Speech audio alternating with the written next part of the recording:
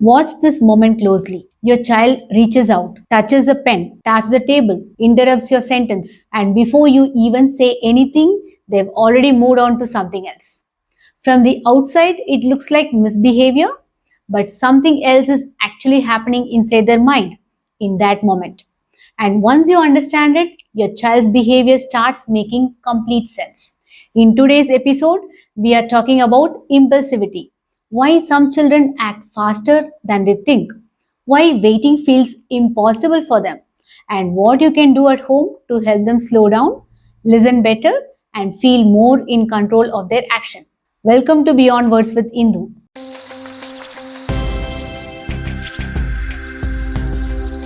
I'm Indu, speech therapist, parenting coach, and mom of two. Let's get into this. First, let's understand something very important. The part of the brain that helps children wait, think, plan, and pause. The prefrontal cortex develops slowly. It's still growing throughout childhood, even into 20s. So, when your child blurts out answers, interrupts conversations, grabs things, or touches everything they see, it is not always misbehavior.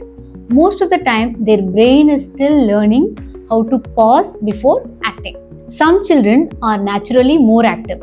Some have sensory needs, meaning their body wants movement, pressure, or action. And some children stay focused only when their body is active. Their brain is not trying to frustrate you, it's simply reacting faster than it can organize. I see this in my own home too. My elder daughter has always been calm. She loves sitting and playing quietly. She hardly makes a mess. But my younger one, she is full of energy.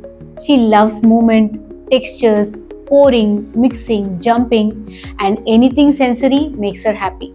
And yes, it would have been very easy to say, why can't you sit quietly like your sister? Or don't make a mess. But over time, I realized she was not doing it to irritate anyone. Her body was asking for sensory input.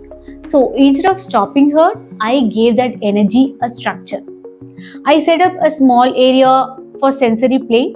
I enrolled her in gymnastics and I let her explore safely. I saw such a beautiful change.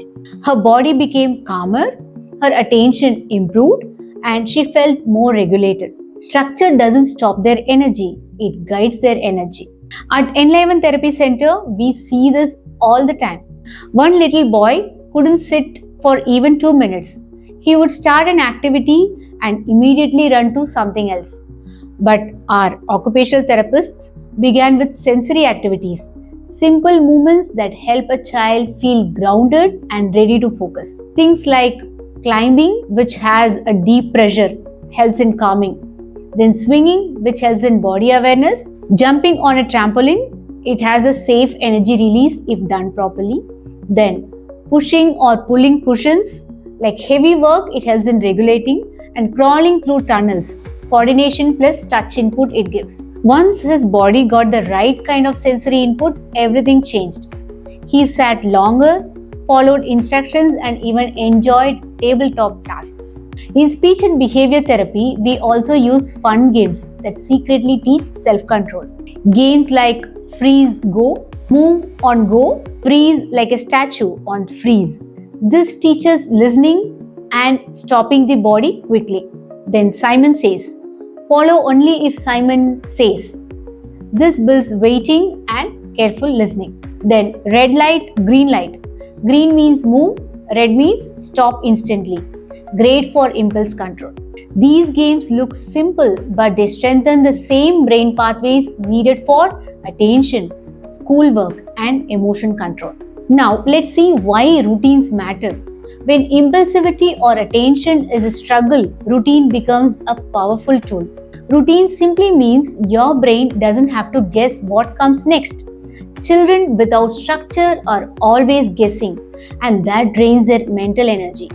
That's why morning routines, bedtime routines, and even a small ritual before homework help them settle.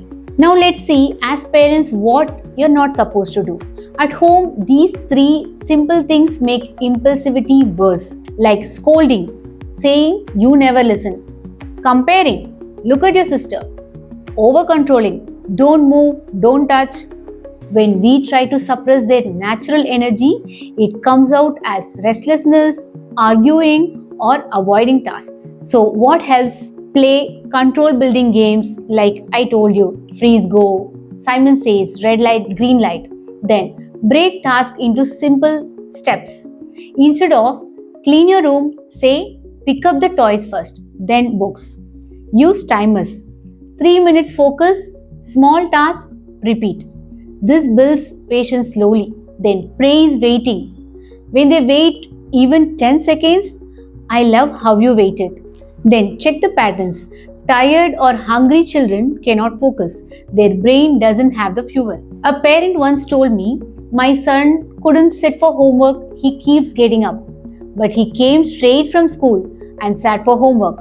That's like asking us to attend a meeting right after running a marathon. Sometimes all they need is a 15-minute break, a snack, or some movement.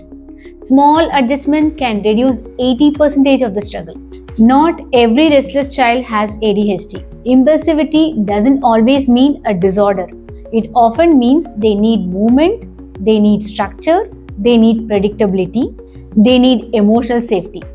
Before we label, let's understand the pattern. Reach out for support if impulsivity affects schoolwork, friendships, daily routines, home atmosphere, emotional well-being. A psychologist, occupational therapist, or speech therapist can guide you with structured strategies. You don't have to do this alone. Sometimes a few sessions can make a big difference. So, if your child finds it hard to wait, pause, or sit still, remember it's not about fixing them. It's about guiding their energy, supporting their brain, and helping them feel safe and understood. When we focus on connection over control, the calm and attention follow naturally. Thank you for watching today's episode of Beyond Words with Indu. In the next episode, we are talking about something every parent deals with: how to manage siblings when they fight. If this helped you, like, share, and subscribe to Beyond Words with Indu for more practical parenting tips. Let's raise children who feel seen and not just corrected. And remember, when parents understand, children transform.